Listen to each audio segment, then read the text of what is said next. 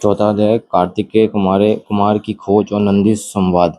नारद जी के पूछने पर ब्रह्मा जी कहने लगे, इस प्रकार जब बहुत समय व्यतीत हो गया और पार्वती जी को उस बालक का कुछ पता न लगा, तो उन्होंने एक दिन अपने स्वामी शंभु से पूछा कि हे देवदेव, महादेवेश्वर, आप मेरे पूरे पुण्य से ही मुझे प्राप्त हुए हैं, कृपा कर ये बतलाइए कि आपका ये वीर्य कहाँ गया जो पृथ्वी पर गिरा था और जिसे देवताओं ने छिपा लिया है। क्या आपका वह वीर्य जो मुझ में ना गिर कर पृथ्वी पर गिर गिरा, वह कहीं नष्ट हो गया या उससे कोई बालक प्रकट हो गया?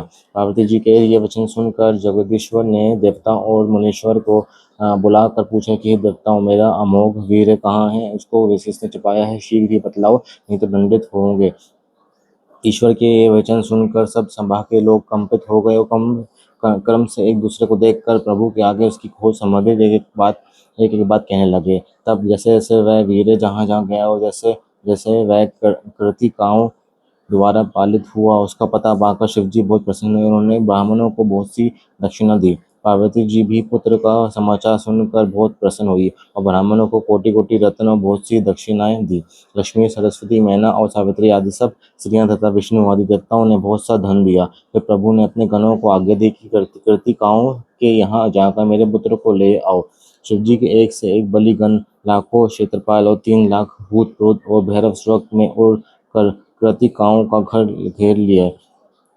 कृतिकाएं भय से व्याकुल हो गई। तब उन्होंने भ्रांत तेज से प्रकाशमान कार्तिकेय से कहा कि हे वत्स, क्या तुम नहीं देखते हो कि अगणित सेनाओं ने तुम्हारे घर को घेर लिया है?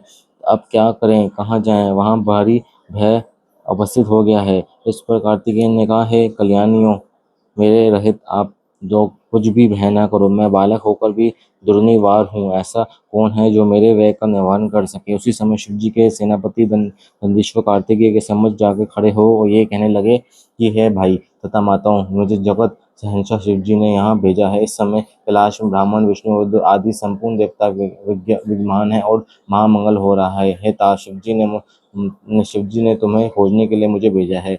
अब तुम मेरे साथ पृथ्वी पर चलो, वहां देवताएं सहित शिवजी तुम्हारा अभिषेक करेंगे। तारकासुर को मारने के लिए तुमको सभी प्रकार के अस्त्र प्रदान करेंगे। तुम विश्व सहिता के पुत्र हो, तुमको ये कृतिकाएं क्या रख सकेंगी? जैसे सुख वृक्ष अग्नि को अपने खोंडन में नहीं रख सकता, वैसे ही ये तुम्हें रखने में समर्थ नहीं है। तुम तो सारे संसार के प्रकाश हो, उनके घर में तुम्हारी शोभा नहीं हो सकती। है शिवपुत्र, तुम योगेंद्र हो, अतुलनीय हो। हे भाई मूर्ख, तुम्हें